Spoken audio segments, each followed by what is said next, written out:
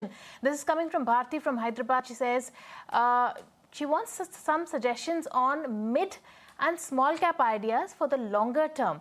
Shaina, let me come to you now. This one is a tricky one. Mid and small caps. Now, in the last few, at least for the last three sessions, mid and small caps are really holding the fort, even though, the frontline indices have been trading in a range, but they seem to be doing a tad better. Certain outperformance coming there. What would be your picks? Because there are certain pockets that are still frothy in terms of valuation. Yeah, so I would go with some sectors which still show momentum. For example, hotels. Now, if you're looking for a smaller stock in the hotel segment, you can look at EIH Hotels. Lemon Tree, I believe you could look at.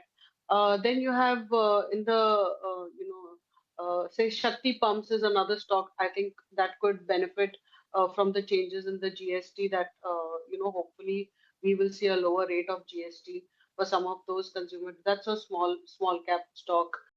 You could look at something else like Heritage Foods. There also, I believe, some of the FMCG stocks which will benefit.